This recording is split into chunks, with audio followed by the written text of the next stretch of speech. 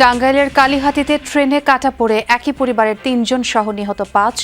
ঈদের ছুটি শেষে ফিরছিলেন কর্মস্থলে। প্রত্যেকের বাড়ি গাইবান্ধার সাদুল্লাপুরে। বিভিন্ন স্থানে জ্বালানি তেলের অবৈধ মজুত, ৩ জেলায় প্রশাসনের অভিযানে জব্দ, জরিমানা। কালোবাজারির মাধ্যমে সংকট সৃষ্টির চেষ্টা চলছে বললেন মন্ত্রী। এগুলো যে একটা বড় সিন্ডিকেট করে যে এরকম তেল মজুত করে রাখে। আবাসিক ভবনের নিচতলা যে এই ডিজেল কেরোসিনের ব্যবসাটা করতেছি, এটি আসলে আমার একটা ভুল। হঠাৎ করে বেড়ে যাওয়ার মধ্যে দুর্নীতি আছে এবং সেটা ব্ল্যাক মার্কেটিং হচ্ছে, সেটা অলরেডি সিরাজগঞ্জে ধরা পড়ছে 2টা। আলোচনা, সমালোচনা আর গবেষণার নামে মুক্তিযুদ্ধের গৌরবকে খাটো করা যাবে না বললেন প্রধানমন্ত্রী। অতীত নিয়ে বেশি চর্চা বাধাগ্রস্ত করতে পারে ভবিষ্যৎকে। সমাজের একটি অংশ নয়, বরং আমরা সকল শ্রেণী পেশার মানুষকে নিয়ে এই দেশে আমরা ভালো থাকব, এটিই হোক এই স্বাধীনতা দিবসের অঙ্গীকার। কুষ্টিয়ায় ভ্যান চালককে কুপিয়ে হত্যা, শরীয়তপুরে বিএনপির 6 কর্মী সমর্থককে কোপানোর অভিযোগে কার্যক্রম নিষিদ্ধ ছাত্রলীগ নেতার বাড়িতে আগুন, ভাঙচুর।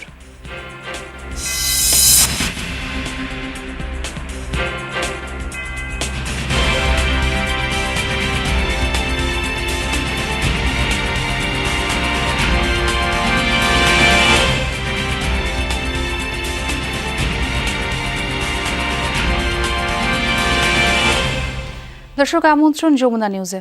সঙ্গে আছে আমি ছোয়া খন্দকার। আর এতক্ষণ শিরোনাম দেখছিলেন। টাঙ্গাইলের কালিহাতীতে ট্রেনে কাটা পড়ে একই পরিবারের 3 জন সহ 5 জন নিহত হয়েছেন। তাদের প্রত্যেকের বাড়ি গাইবান্ধার সাদুল্লাপুরে। শুক্রবার রাত 8টার দিকে টাঙ্গাইলের কালিহাতী উপজেলার ধলাটেঙ্গর এলাকায় এই দুর্ঘটনা ঘটে। স্থানীয়রা জানায়, ঢাকামুখী যাত্রীবাহী একটি বাস ধলাটেঙ্গর এলাকায় পৌঁছালে তেল শেষ হয়ে যায়। এ সময় বেশ কয়েকজন যাত্রী বাস থেকে নেমে যান। ঢাকা টাঙ্গাইল যমুনা সেতু মহাসড়কের পাশে রেললাইনে বসে গল্প করছিলেন তারা। এরই মধ্যে সিরাজগঞ্জ এক্সপ্রেস ট্রেন ওই এলাকা অতিক্রম করছিল। রেললাইনে বসে অপেক্ষারত বাস যাত্রীরা কিছু বুঝে ওঠার আগেই ট্রেনে কাটা পড়েন। ঘটনাস্থলে নিহত হয় 1 শিশু, 2 নারী ও 2 পুরুষ। এর মধ্যে 3 জন একই পরিবারের। প্রিয়জনদের সঙ্গে ঈদের আনন্দ ভাগাভাগি শেষে ঢাকায় ফিরছে রাজধানীবাসী। শুক্রবার সকাল থেকে বাস টার্মিনালে বেড়েছে তাদের ভিড়। যাত্রীরা বলছেন, পথে ভোগান্তি হয়নি, স্বস্তিতেই এসেছেন রাজধানীতে। যাত্রাপথে বড় কোনো যানজট না থাকায় সময় মতোই পৌঁছেছেন সবাই। সব মিলিয়ে ভালোভাবেই ফিরতে পেরে খুশি। তবে অভিযোগ আছে অতিরিক্ত ভাড়া আদায়ের। ঈদ শেষে কর্মস্থলে ফিরতে গিয়েও একই বিড়ম্বনার শিকার তারা। মানিকগঞ্জ থেকে এসেছি।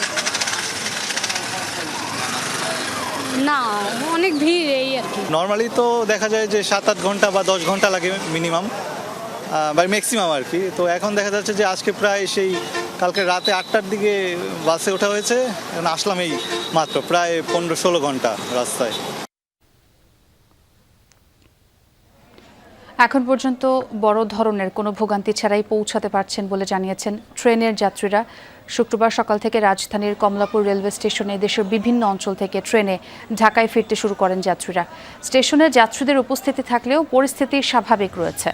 যাত্রীরা বলছেন, কেউ কেউ ঈদের ছুটির সঙ্গে অতিরিক্ত ছুটি নেয় অফিসে যোগ দিতে আরও কয়েকদিন সময় লাগবে। তবে সম্ভাব্য ভিড় ও টিকিট সংকট এড়াতে আগেভাগেই ঢাকায় ফিরছেন তারা। এদিকে ঈদের ছুটি শেষে কর্মস্থলে ফিরছে দক্ষিণাঞ্চলের মানুষ। শুক্রবার সন্ধ্যায় বরিশাল নদী বন্দর এলাকায় রাজধানীমুখী মানুষের ঢল নামে। কোনো লঞ্চেই জায়গায় খালি নেই। লঞ্চের ডেক, কেবিন সব জায়গাতেই ঠাসা মানুষ। যাত্রীরা বলছেন, বরিশাল থেকে ঢাকামুখী বাসে অতিরিক্ত ভাড়া দাবি করা হচ্ছে, ফলে অনেকেই ভিড় করছেন লঞ্চ ঘাটে। শুক্রবার বরিশাল থেকে ঢাকার উদ্দেশ্যে 9টি লঞ্চ ছেড়ে আসে। যাত্রা নিরাপদ করতে বন্দর এলাকায় বিআইডব্লিউটিএ ও আইন শৃঙ্খলা বাহিনীর সদস্যরা তদারকি করেন। বিআরটিসি সহ অন্যান্য বাসে অতিরিক্ত ভাড়া আদায়ের অভিযোগে রংপুরে সড়ক অবরোধ করে প্রতিবাদ জানিয়েছে যাত্রীরা। এ সময় দুই পাশে কয়েকশো যানবাহন আটকা পড়ে। শুক্রবার রাত 10:30টায় নগরীর মডার্ন মোড়ে অবরোধ করে যাত্রীরা।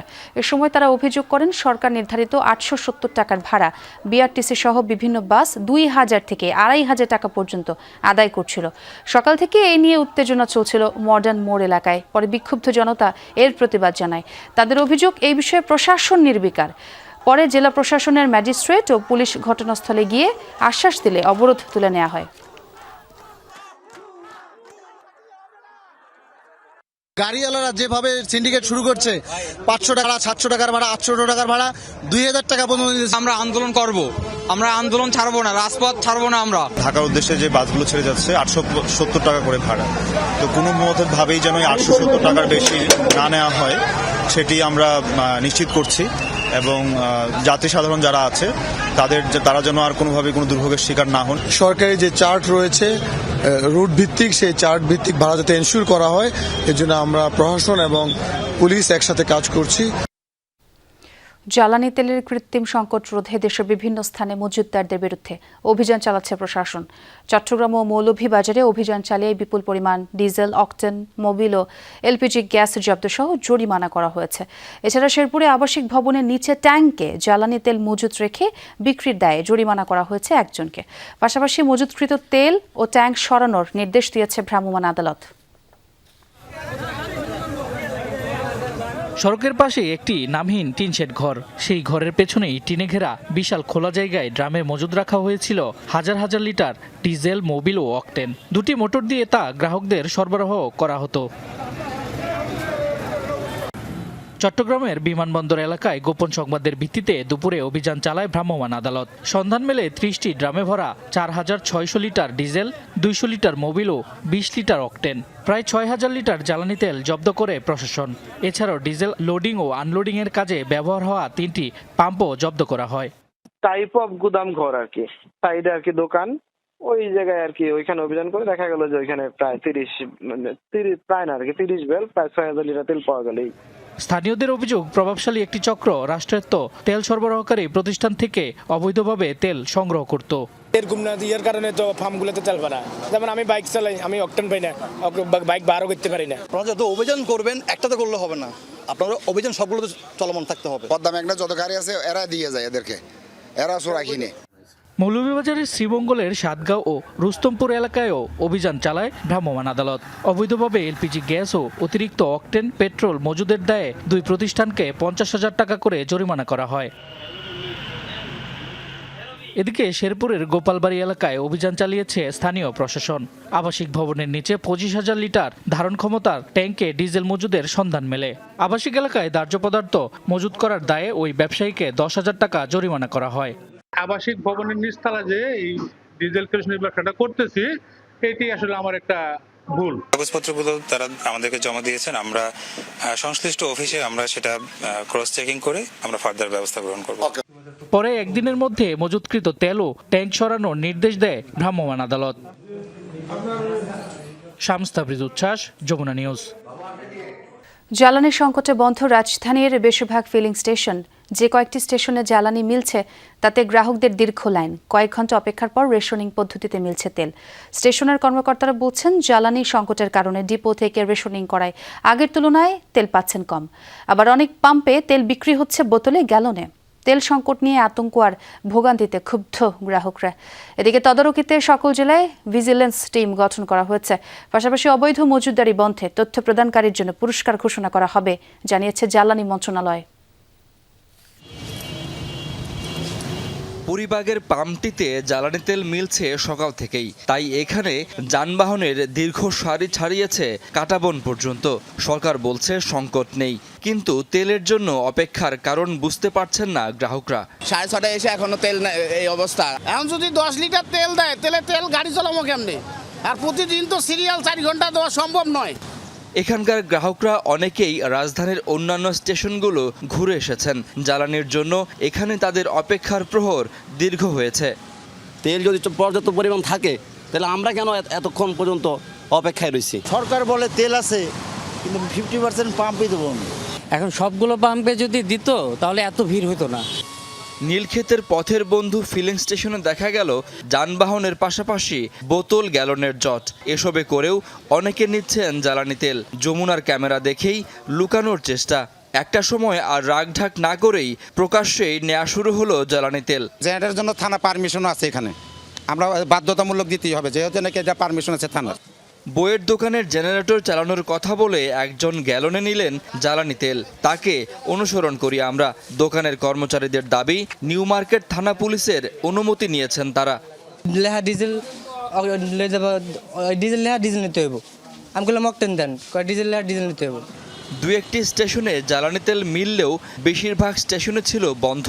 সেসবে তেল নেই সাইনবোর্ড ঝুলছে। কর্মচারীরাও বলছেন ডিপো থেকে তেলবাহী ট্যাঙ্কার এখনো এসে পৌঁছায়নি। কখন পৌঁছাবে জানেন না তারা। কালকে ডিপো বন্ধ করে তেল আসে নাকি, আজকে ডিপো থেকে আসে তেল আসলে আবার বুধবার গেছিল, এরপরে আর দেয় না, তেলে আসে না, তেল আইলে এসে দিব। মোটরসাইকেলে 5 লিটার, ব্যক্তিগত গাড়িতে 10 লিটার হিসেবে রেশনিং করা হচ্ছে পাম্পগুলোতে। ডিপো থেকেও রেশনিং করেই পাম্পগুলোতে দেয়া হচ্ছে জ্বালানি তেল। যে চাহিদা আছে সেই চাহিদার উপর ভিত্তি করে দিচ্ছে, বাট কিছুটা রেশনিং করতেছে ওখানেও। তেলের স্বল্পতা সেটা তো কিছুটা তো ন্যাচারালি আছে, সেজন্যই তো আপনার মনে করেন আপনার রেশনিংটা করা। দৃশ্যমান এমন সংকটের মধ্যেও সরকারের পক্ষ থেকে জানানো হচ্ছে জ্বালানি তেলের সংকট নেই। তবে কিছু পাম্প মালিক ও ব্যবসায়ী কৃত্রিম সংকট তৈরি করছে বলে অভিযোগ করেন জ্বালানি ও খনিজ সম্পদ মন্ত্রী ইকবাল হাসান মাহমুদ টুকু। দুপুরে সিরাজগঞ্জে সাংবাদিকদের এসব কথা বলেন তিনি। তেল সরবরাহ সবসময় আছে এবং আমি সারা দেশের আমাদের জেলা প্রশাসক, এসপি এদের সাথে কথা বলেছি, তারা মনিটর করছে। তবে এই যে হঠাৎ করে বেড়ে যাওয়ার মধ্যে দুর্নীতি আছে এবং সেটা ব্ল্যাক মার্কেটিং হচ্ছে, সেটা অলরেডি সিরাজগঞ্জে ধরা পড়ছে 2টা এবং সারা দেশেই ধরা পড়ছে। এদিকে দেশের বিভিন্ন জেলায় ফিলিং স্টেশনগুলোতে ক্রেতাদের ভিড় ছিল। অনেক জায়গায় রেশনিং পদ্ধতিতে তেল বিক্রি করছেন পাম্প মালিকরা। রংপুর বিভাগের বেশিরভাগ পাম্পেই তেলের সংকট। 70 ভাগেরও বেশি পাম্পে পাওয়া যাচ্ছে না অকটেন পেট্রোল। তবে খোলা বাজারে 3 থেকে 4 গুণের বেশি দামে জ্বালানি তেল বিক্রির খবর পাওয়া গেছে। শাকিল হাসান, যমুনা নিউজ, ঢাকা। ঐক্যবদ্ধভাবে সকলে দেশের জন্য কাজ করলে কাঙ্ক্ষিত স্বনির্ভর বাংলাদেশ গড়ে তোলা সম্ভব। সমাজের একটি অংশ নয়, বরং সকল শ্রেণী পেশার মানুষ নিয়ে ভালো থাকাই হোক স্বাধীনতা দিবসের অঙ্গীকার। বিএনপি আয়োজিত স্বাধীনতা দিবসের আলোচনায় এসব কথা বলেন প্রধানমন্ত্রী তারেক রহমান। জানান, জনগণের জীবনমান উন্নয়নে বিভিন্ন পদক্ষেপ নিয়েছে সরকার। আজকের প্রধান অতিথি রাজধানীর ইঞ্জিনিয়ার্স ইনস্টিটিউশন মিলনায়তনে মহান স্বাধীনতা ও জাতীয় দিবস উপলক্ষে বিএনপির এই আলোচনা সভা, যেখানে প্রধানমন্ত্রী হবার পর প্রথম দলীয় কোনো কর্মসূচিতে যোগ দেন বিএনপি চেয়ারম্যান তারেক রহমান। গণতন্ত্রকে পুনঃপ্রতিষ্ঠা করেছেন বিএনপির চেয়ারপারসন প্রতিষ্ঠাতা শহীদ রাষ্ট্রপতি জিয়াউর রহমান বীরউত্তম। আলোচনায় বিশিষ্টজনরা তুলে ধরেন স্বাধীনতা দিবসের তাৎপর্য ও বিএনপির প্রতিষ্ঠাতা জিয়াউর রহমানের ভূমিকার কথা, আর দলের নেতারা কথা বলেন সমসাময়িক প্রসঙ্গে। আজকে 55 বছর পরে আবার সেই অপশক্তি মাথা চাড়া দিয়ে উঠছে। আমাদের নেতা তারেক রহমান সাহেব শুরু করেছেন নতুন বাংলাদেশ গড়ার সেই লড়াইয়ে যদি আমরা জয়লাভ করতে চাই, তাহলে অবশ্যই অত্যন্ত সতর্কতার সঙ্গে সেই অপশক্তিকে পরাজিত করে স্বাধীনতার শক্তিকেই আমাদের সামনের দিকে এগিয়ে নিয়ে যেতে হবে বন্ধুগণ, এবং সেখানেই আমাদের সাফল্য। প্রতিনিয়ত যে তেল আগে সাপ্লাই হতো এখনও তাই হচ্ছে, তার চেয়ে বেশি হচ্ছে, কিন্তু কিছু কালোবাজারি এটাকে নষ্ট করে দিচ্ছে। তারা অতিরিক্ত তেল নিয়ে কালোবাজারে বিক্রি করছে এবং সরকারের ভাবমূর্তি ক্ষতি করার চেষ্টা করছে। সংবিধানের প্রস্তাবনায় 24 এবং 71 একসাথে দেওয়ার জন্য প্রস্তাব করেছিলেন। সেই বন্ধুদের উদ্দেশ্যে বলছি, 71 কখনো অন্য কোনো ইতিহাসের সাথে মিলবে না। বাংলাদেশের সবচাইতে গৌরবজনক অর্জন বাংলাদেশের স্বাধীনতা। বক্তব্যে প্রধানমন্ত্রী তারেক রহমান জিয়াউর রহমানকে শ্রদ্ধার সঙ্গে স্মরণ করে কৃতজ্ঞতা জানান মুক্তিযুদ্ধের ইতিহাসের সকল জাতীয় নেতৃবৃন্দের প্রতি। বলেন, অতীতে যেভাবে জিয়াউর রহমানকে খাটো করা হয়েছে তা থেকেই প্রমাণিত হয়েছে স্বাধীনতা ও মুক্তিযুদ্ধের অনিবার্য এক চরিত্র তিনি। তবে আলোচনা, সমালোচনা কিংবা গবেষণার নামে এমন কিছু করা বা বলা অবশ্যই আমাদের জন্য ঠিক হবে না, যেটি আমাদের স্বাধীনতা এবং মুক্তিযুদ্ধের যে গৌরব ইতিহাস তাকে কোনোভাবে খাটো করতে পারে। অতীতে যেভাবে শহীদ জিয়াউর রহমানকে, তার অবদানকে, তার কাজকে খাটো করার চেষ্টা করা হয়েছে, এর থেকেই প্রমাণিত হয়েছে শহীদ রাষ্ট্রপতি জিয়াউর রহমান অবশ্যই বাংলাদেশের মুক্তিযুদ্ধের একজন অনিবার্য চরিত্র। 1972 সালে প্রথম প্রকাশিত জিয়াউর রহমানের লেখা একটি জাতির জন্ম শীর্ষক নিবন্ধের উদাহরণ তুলে ধরেন বিএনপি চেয়ারম্যান। সে সময় প্রকাশিত লেখা নিয়ে কেউ আপত্তি তোলেননি বলেও জানান প্রধানমন্ত্রী। বলেন, হঠাৎ করেই স্বাধীনতার ঘোষণা দেননি জিয়াউর রহমান। এই প্রবন্ধের মাধ্যমে আমরা জানতে পারি যে স্বাধীন বাংলাদেশ, সার্বভৌম একটি বাংলাদেশের স্বপ্ন বহুদিন যাবৎ শহীদ জিয়ার মনে শহীদ জিয়া লালন করছিলেন। এই প্রবন্ধটি প্রকাশিত হওয়ার পরে কারো পক্ষ থেকেই আমরা কোনো রকম এমন কিছু আপত্তি বা এমন কিছু কথা পাইনি যা এই প্রবন্ধ বা লেখাটিকে কন্ট্রাডিক্ট করে। আকাঙ্ক্ষা সীমাহীন হলেও সম্পদের সীমাবদ্ধতা আছে বলেও জানান তারেক রহমান। ঐক্যবদ্ধভাবে সকলে একসাথে দেশের জন্য কাজ করি, তাহলে অবশ্যই আমরা আমাদের কাঙ্ক্ষিত স্বনির্ভর বাংলাদেশ গড়ে তুলতে পারব। সমাজের একটি অংশ নয়, বরং আমরা সকল শ্রেণী পেশার মানুষকে নিয়ে এই দেশে আমরা ভালো থাকব। এটিই হোক এই স্বাধীনতা দিবসের অঙ্গীকার। মিলনায়তনের ভেতরে যখন স্বাধীনতা দিবসের আলোচনা চলছে, বাইরে তখন বিপুল সংখ্যক নেতাকর্মীর ভিড়। অনুষ্ঠান শেষে প্রধানমন্ত্রী নিজেই তাদের একটি অংশের সঙ্গে শুভেচ্ছা বিনিময় করেন। সাইফুদ্দিন রবিন, যমুনা নিউজ, ঢাকা।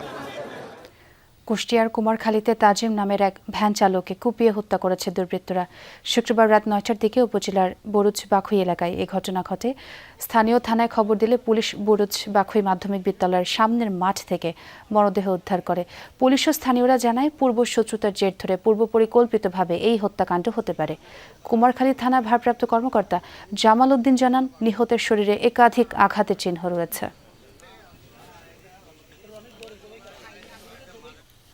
শরীয়তপুরের জামুদায় রাজনৈতিক বিরোধের জেরে বিএনপির 6 কর্মী সমর্থককে কুপিয়ে জখম করা হয়েছে।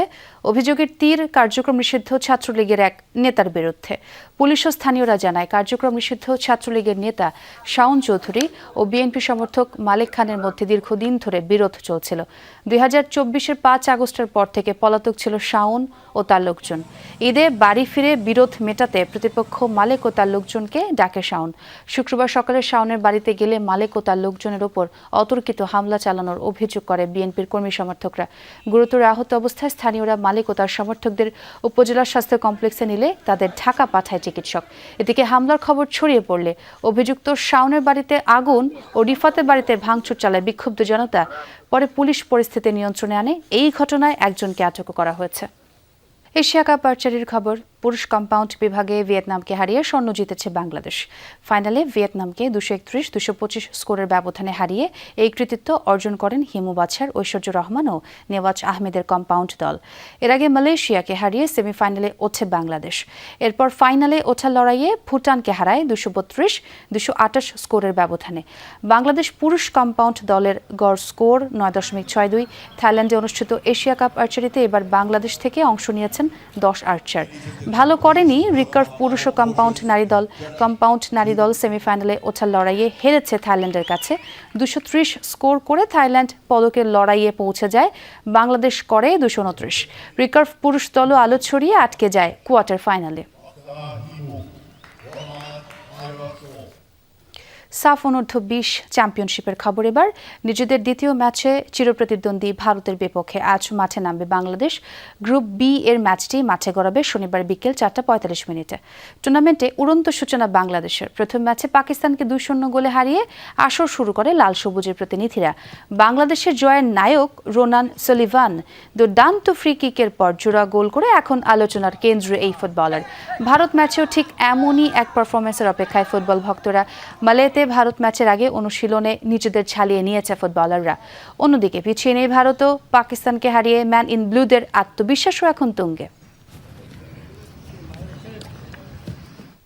দর্শক, এই ছিল যমুনা নিউজে। এতক্ষণ যারা সঙ্গে ছিলেন সবাইকে ধন্যবাদ।